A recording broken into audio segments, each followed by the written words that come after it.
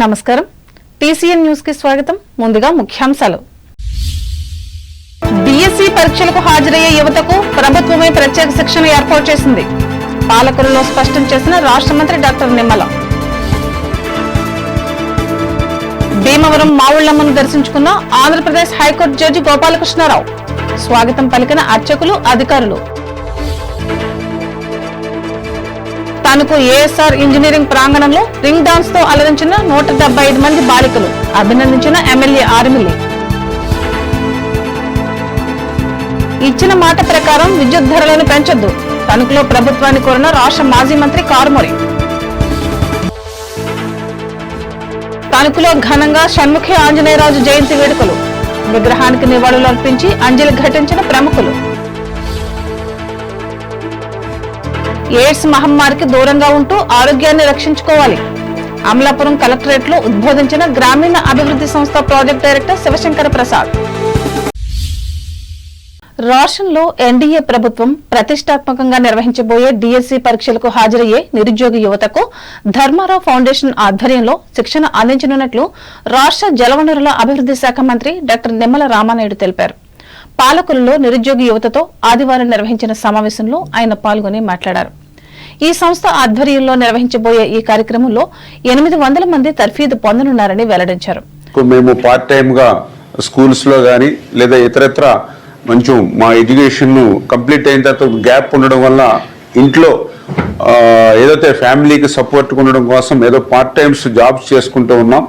మరి ఎటువంటి పరిస్థితుల్లో మళ్ళీ 4-5 మంత్స్ బయటికి వెళ్ళి ఉండాలంటే కొంచెం ఇబ్బందికరమైన పరిస్థితి ఉంది.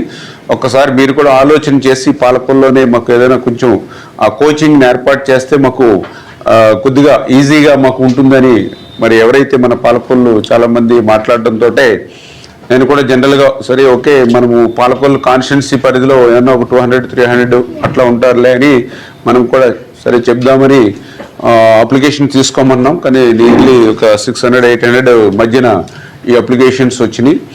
సరే మనము కార్యక్రమాన్ని తీసుకున్నప్పుడు స్టేషన్ యాక్టివిటీస్ కూడా మనం కాన్స్టిట్యున్సీ పరిధిలోనే మనం చేస్తూ ఉన్నాం కాబట్టి ఆ పరిధిలోనే ఈ యొక్క డిఎస్సి కోచింగ్ కూడా తీసుకుందామని అనుకున్నాం.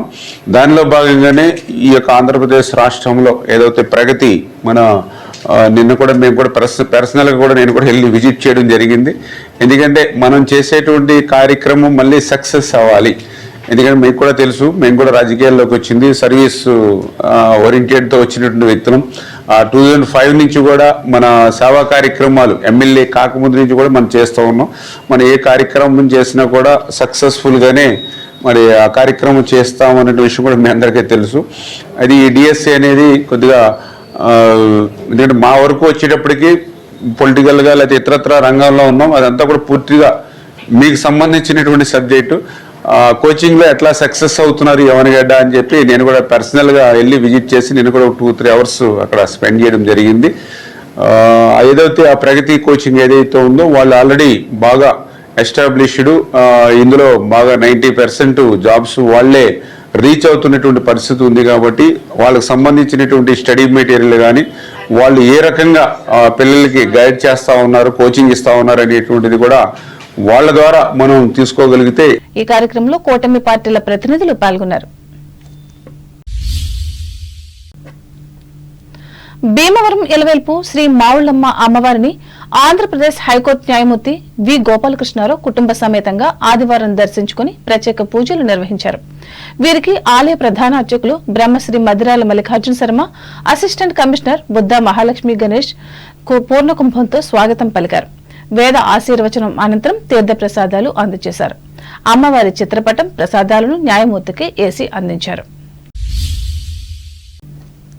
తణుకుకు చెందిన పద్మజ నృత్య కళాక్షేత్రం ఆధ్వర్యంలో వండర్ బుక్ ఆఫ్ రికార్డ్స్ కోసం ఏఎస్ఆర్ ఇంజనీరింగ్ కళాశాల ప్రాంగణంలో 175 మంది బాలికలు ఒకేసారి నిర్వహించిన రింగ్ డాన్స్ విత్ ఫైర్ కార్యక్రమం అందరినీ అబ్బురపరిచింది.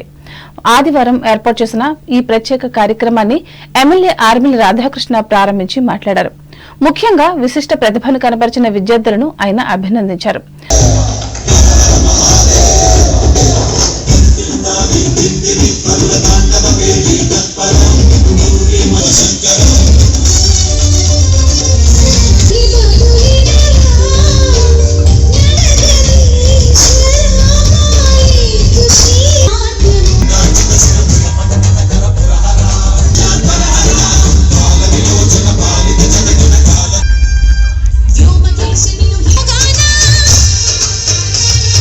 సిద్ధేంద్ర యోగి ఎవ్రీబడి, ఎందుకంటే ఇటువంటి wonder book of records and genius book of రికార్డ్స్లో నమోదయ్యే విధంగా ఈ కార్యక్రమాన్ని మన తణుకుపట్నంలో నిర్వహించడం చాలా సంతోషం అని సందర్భంగా తెలియజేసుకుంటూ, ఈరోజు మన తెలుగు, మన భారతీయ సంస్కృతి సాంప్రదాయాలను కాపాడే విధంగా ఇటువంటి నృత్య కళాకారులతో ఈరోజు ఈ కార్యక్రమాన్ని నిర్వహించుకుంటూ అందరూ కూడా ఈరోజు ఎంతో ఉత్సాహంతో వాతావరణం ఉన్నప్పటికీ కూడా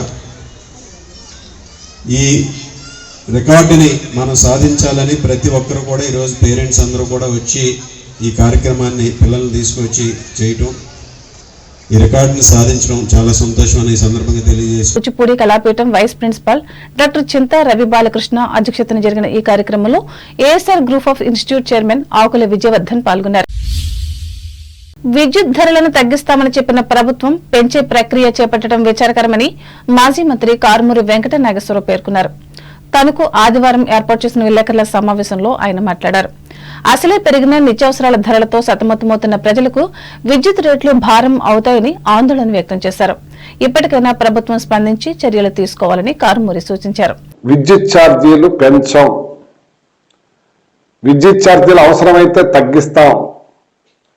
ఇవాళ చాలా దారుణంగా మరి ఈ రోజు విద్యుత్ ఛార్జీలు పెంచే కార్యక్రమం శ్రీకారం చుట్టారు.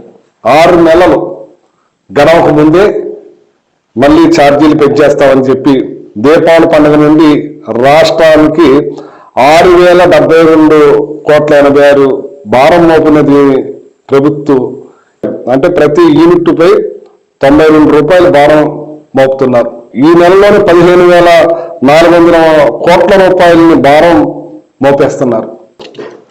అలాగే జగన్మోహన్ రెడ్డి గారు ఇవాళ విద్యుత్ కొనుగోలు విషయంలో సెంట్రల్ గవర్నమెంట్ ద్వారా సెకీ ద్వారా కొనుక్కుని ₹2.49 మీరు ₹5 చిల్లరకి ₹4.90 కొన్న కరెంటుని ఇవాళ ₹2.49 కరెంటు కొంటా ఉంటే దాని మీద కూడా మీరు వక్రీకరిస్తున్నారు. ఆయన కూడా ఏదో బురజిమ్మే కార్యక్రమం చేస్తున్నారు. మళ్ళీ ఇది పిడుగు లాంటి భారాన్ని ప్రజల మీద మోపి ఈ కరెంటుని పెద్ద ఎత్తున మీరు తడికి మోపడంత చేసే కార్యక్రమం చేశారంటే సామాన్యులే కాదు, పెద్దవాళ్లే కాదు, అందరికీ కూడా భారం మోపే కార్యక్రమం చేస్తున్నారు మీరు.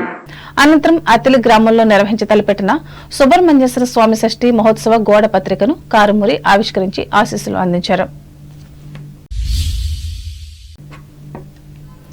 ఆంధ్ర పద్య నాటక రంగంలో అనిర్వచనీయమైన గాన శిల్పంతో అందరి మన్ననలు అందుకున్న మహాగాయకుడు ఆంధ్ర బాల గాంధర్వ షణ్ముఖి ఆంజనేయరాజు జయంతిని తణుకులో ఆదివారం ఘనంగా నిర్వహించారు. ఈ సందర్భంగా టీసీఎన్ ప్రత్యేక కథనం అందిస్తోంది. ఆంజనేయరాజు వేల కొలది నాటకాలు ప్రదర్శించి తెలుగు ప్రజల అభిమానం పొందారు. తొలిసారిగా 1940లో సహదేవుని పాత్రలో నాటక రంగానికి పరిచయమయ్యారు.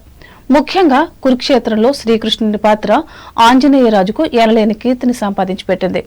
రాముడు, నారదుడు, విజయరామరాజు, భవానీ శంకరుడు, నక్షత్రకుడు లాంటి పాత్రలలో ఆయన తనదైన ముద్రతో రాణించారు. ఆ రోజుల్లో ఒక ప్రముఖ సినీ హీరో నటించిన సినిమా విడుదలయ్యిందంటే ప్రేక్షక లోకం ఎంతగా ప్రభావితమయ్యేదో అంతగా ఆంజనేయరాజు నాటకానికి ప్రేక్షకుల శ్రోతల నీరాజనాలు లభించేవి. ఎంత రాత్రైనా వేదికపైకి ఆయన పాత్ర వచ్చే వరకు రసజ్ఞులు ఇంటి ముఖం పట్టేవారు కాదు. 1-2 సార్లు వన్స్ మోర్ అభ్యర్థనలతో, ఈలలతో, చప్పట్లతో ఆ ప్రదేశం దద్దరిల్లిపోయేది. ఒక విధంగా సినిమా రంగంలో నందమూరి తారక రామారావుకు, చిరంజీవికి ఎంత గుర్తింపు ఉండేదో అదే మాదిరిగా ఆంధ్రప్రదేశ్లోని నాటక రంగంలో షణ్ముఖి ఆంజనేయరాజుకు అంత గుర్తింపు ఉండేది. ఆయన రికార్డులు వినిపించని గ్రామం తెలుగు రాష్ట్రాల్లో లేదంటే అతిశయోక్తి కాదు. వీరి గొంతులో సంగీతం శాస్త్రబద్ధంగా రెక్కలు కట్టుకుని విహరించేది. వీరి నిత్య సాధన కూడా అంత బలంగా ఉండేది. ఆంజనేయరాజుకు బళ్ళారి రాఘవ స్మారక అవార్డును 1990లో తెలుగు అకాడమీ తరపున అప్పటి కేంద్ర మంత్రి పర్వతనేని ఉపేంద్ర అందించారు. పౌరాణిక నాటక చక్రవర్తి బిరుదుతో చిత్తూరు వారు సత్కరించారు. ఇంకా అనేక అవార్డులు, రివార్డులు ఇచ్చి తెలుగు ప్రజలు గౌరవించారు. అయితే ఇంతటి ప్రతిభావంతునికి పద్మశ్రీ అవార్డు రాకపోవటం లోటే. ఇప్పటికైనా అటువంటి పురస్కారం వచ్చేందుకు కళాకారులు, ప్రజాప్రతినిధులు ప్రయత్నించాలని ఆంజనేయరాజు అభిమానులు కోరుకుంటున్నారు. 1929 డిసెంబర్ 1వ తేదీన తూర్పుగోదావరి జిల్లా అనపర్తిలో జన్మించిన ఈయన గుంటూరు జిల్లా ముదుకూరులో పెరిగి తర్వాత తణుకులో స్థిరపడ్డారు. ఈ సందర్భంగా ప్రముఖ నాటక రచయిత అంతర్జాతీయ నటులు వాడ్రేవు సుందర్రావు పాలెంగిలోని ఆంజనేయరాజు విగ్రహానికి పూలమాలతో అంజలి ఘటించి మాట్లాడగా విజయ షణ్ముఖి గేయాలను ఆలపించారు. 50 ఏళ్ల తెలుగు నాటక రంగంలో, మరీ ముఖ్యంగా పౌరాణిక నాటక రంగంలో చిరస్మరణీయమైన అధ్యాయం షణ్ముఖ ఆంజనేయరాజు గారు. రాగాలని పౌరాణిక నాటకానికి అన్వయించడంలో రాజుగారు చేసిన కృషి చాలా గొప్పది. ఎందుకనంటే బాల్యంలోనే ఆయన అద్భుతంగా సంగీతాన్ని నేర్చుకున్నారు. ఆ నేర్చుకోవడం వల్ల కలిగిన ప్రయోజనం ఏమిటి అని అంటే పౌరాణిక నాటక రంగానికి ఎన్నో కొత్త రాగాల్ని పరిచయం చేశారు. శ్రీకృష్ణ పాత్రలో, శ్రీరామ పాత్రలో నక్షత్రకుడిగా, నారదుడిగా రాజుగారి ప్రస్థానం చాలా గొప్పది. వేలాది నాటక ప్రదర్శనలు చేసిన మహానుభావుడు షణ్ముఖ ఆంజనేయరాజు గారు. ఆయన జీవితం నాటక రంగానికి ఒక కొత్త అధ్యాయం అన్నమాట. ఈరోజు ఆయన 96వ జయంతిని జరుపుకోవడం చాలా అదృష్టం. ఒక గంధర్వుడు నేలపై దిగలేమో,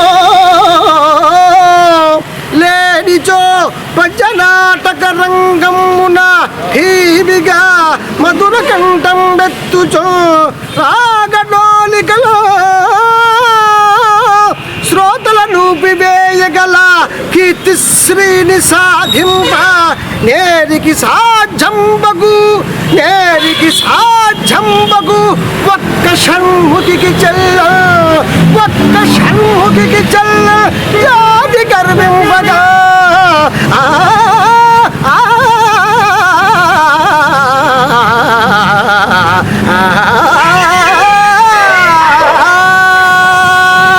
అనంతరం తణుకు సురాజ్య భవన్ లో జరిగిన సభకు ప్రముఖ కవి, సినీ గేయ రచయిత రసరాజు అధ్యక్షత వహించారు. ఈ కార్యక్రమంలో పారిశ్రామికవేత్త చిలుకూరి రామకృష్ణ, నన్నే బట్టారకపీఠం అధ్యక్షులు జొన్నలగడ్డ సూర్య సుబ్రహ్మణ్యంలు పాల్గొన్నారు.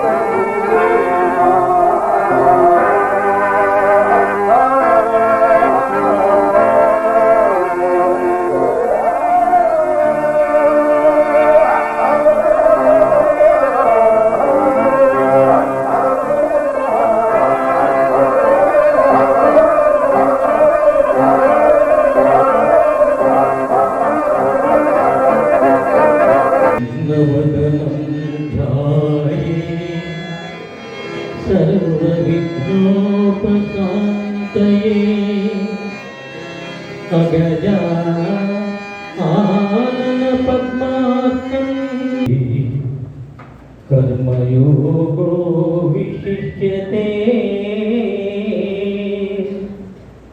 कर्म సన్యాసములు రెండును మోక్ష సోపాన సాధనం. అందు కర్మ పరిత్యాగము కన్నము పడుచువలే మల్లెపూల పందిరిలోకి నడచినావే సరిగమగా మనసు నిండా మరుగు పంట పసిడి పల్లకి ఎక్కాల సాగాలి పూగాల శివరంజన పాల గరిసద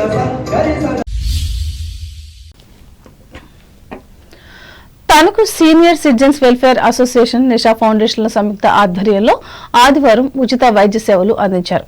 ఈ మేరకు సంచార శకటం ద్వారా ఇంటికే పరిమితమైన అనారోగ్య వృద్ధుల నివాసాలకు వెళ్లి ప్రముఖ నేత్ర వైద్య నిపుణులు హుస్సేన్ అహ్మద్, మరో ప్రముఖ ఆర్థోపెడిక్ వైద్య నిపుణులు నిమ్మగడ్డ అచ్యుతరామయ్య, జనరల్ వైద్యులు ఎండి సుంకవల్లి నీలు మహేంద్రులు పట్టణంతో పాటు మండపాక గ్రామాల్లో పర్యటించి 7 వృద్ధులను పరీక్షించి సూచనలు, సలహాలు ఇచ్చారు. కాకర్ల సీతాలక్ష్మి ఆర్థిక సహకారంతో మందులను కూడా ఉచితంగా అందజేశారు. ఈ అరుదైన ఆదర్శ సేవా కార్యక్రమానికి అసోసియేషన్ కోశాధికారి అజీ భాస్కరరావు, సభ్యులు గిరిజాల నాగేశ్వరరావు, నర్సింగ్ సిబ్బంది సహకరించారు. ఇప్పుడు ప్రకటనలు.